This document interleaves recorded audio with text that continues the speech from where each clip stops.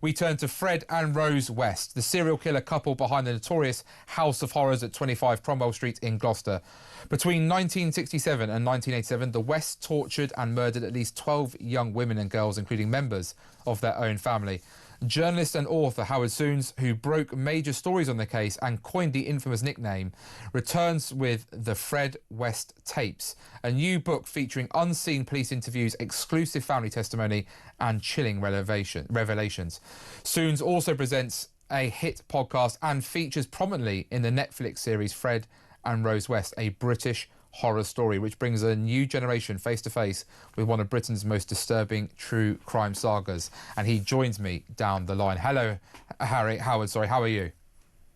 Hi, Jonathan. Well, thank you so much, first of all, for joining. Now, it says here that in this great book of yours, you're featuring exclusive extracts from police interviews with Fred and Rose West. I mean, just can we get a flavour maybe of some of the types of things that haven't been out there in the public domain before that you've come across and that, will probably horrify the British people?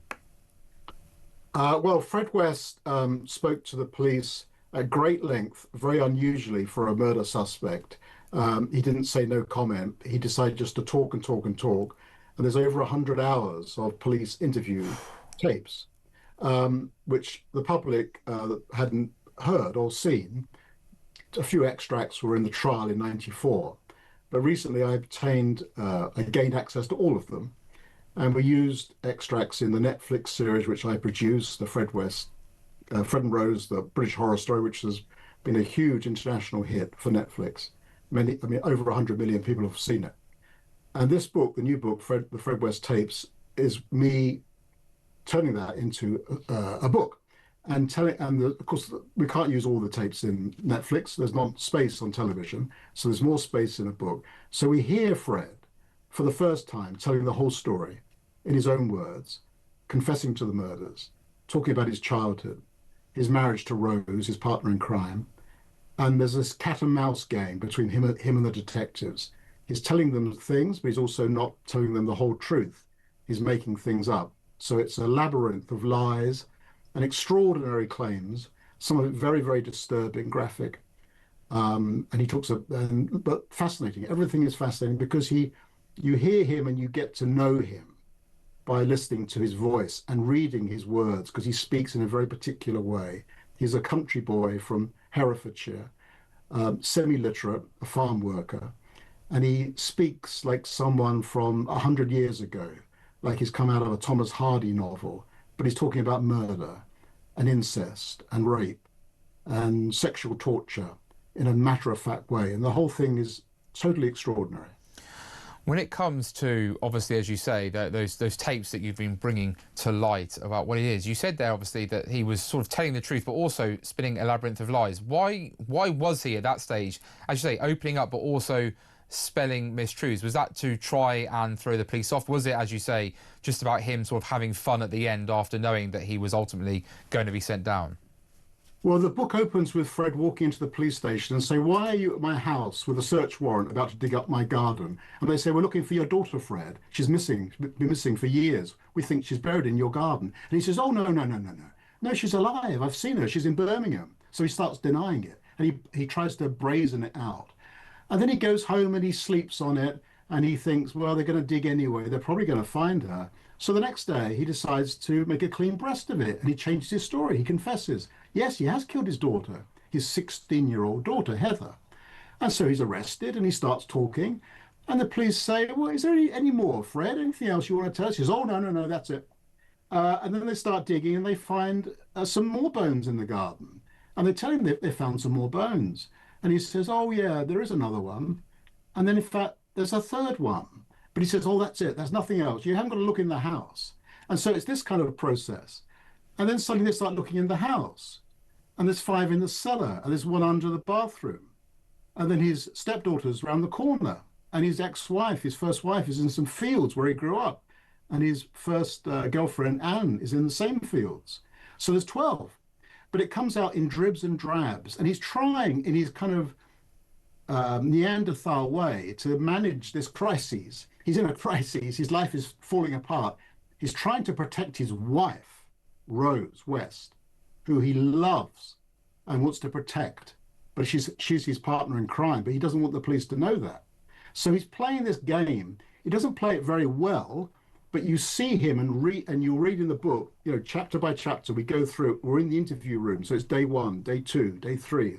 And we go through this process as the whole thing's unraveling. And you see him trying to talk his way through it and out of it and maneuver his way through it. He knows he's going to prison, but he wants to protect his wife. But then it all starts to go wrong because the police know that Rose is involved. And so they start to charge Rose with murder. And then he starts to change his story. So it's a very interesting and it's a really gripping murder investigation. Out of interest, obviously some people always make Rose out to be the real nasty one. Like you say, they paint Fred sometimes to be the simplistic Neanderthal. Were both, from your take and your obviously history of the case, were both as bad as each other, or was one worse than the other? Yeah, well, it's a very interesting thing. Fred's a lot older than Rose. He was 12 years her senior. He was 27 when they got together. She was 15. He'd already murdered. He'd already been married. So he had to be the dominant partner. He had to be taking the lead. But over their long marriage, and they were married for, 25 years, she fell into step with Fred, and she matured into an extremely aggressive woman. And the children, for instance, who lived in the house with the West, they had 10 children, 2 of whom they murdered. They were scared of Rose more than Fred, because Rose had a vicious, insane temper. And she also had a proclivity for abusive sex, violent sex. That's what turned her on, and that's what turned them both on. And I think Fred brought her into this world, but she grew to own it as much as he did. And they were, who's to say who was worse, They were probably raping and torturing together. Yeah. But Fred was probably the butcher and the one who dug the hole and buried the remains. Fred was a labourer who basically dug holes for a living. That was his job. Howard, you found some amazing things, obviously. You've number one, the shocking confession from Fred that he got his own sister, Kitty West, pregnant, and the first public naming of Fred's 1965 hit-and-run victim, which was 4-year-old Harry Feny. How was that? Was that Fred confessing that at the time of the police, and sort of how was his response as he's saying these things? How's he coming across as he's telling them? Well, he tells stories. He loves talking. He's a raconteur. In chapter 4 of the book, which is called Fred's Early Life, the police say, "Now, Fred, tell us about your early life. Tell us the whole story. Imagine we're your biographers." And he says, "Right." He says, "I was born in Muchmarcle, which is a village in Herefordshire." And then he starts talking, and they can't stop him. And he tells this extraordinary series of stories, much of which is made up. And then he says some things that turn out to be true. One of the stories he tells, it seems so bizarre that you'd think it was a lie. That when he was living in Glasgow with his first wife, whom he murdered, he drove an ice cream van, Mr. Whippy van, with playing the tune of the Teddy Bears Picnic, was driving around Glasgow, ran over a 3-year-old boy under the van, killed him. That's the first killing, actually. And, can this be true? There's no record of it. He wasn't charged with it. There's no crime recorded. But he remembers it exactly. He remembers the date, the street. He gives all the details in the interview. And it turns out it's true. And indeed, recently, the family contacted me because I've become well known for this case. And people contact me from all over the world. They now live in Canada. They said, "Oh, yeah, this was our family member, Harry Feny from Glasgow, who died on the exact date in the exact street that Fred said in his interview in 1994. And so it's true.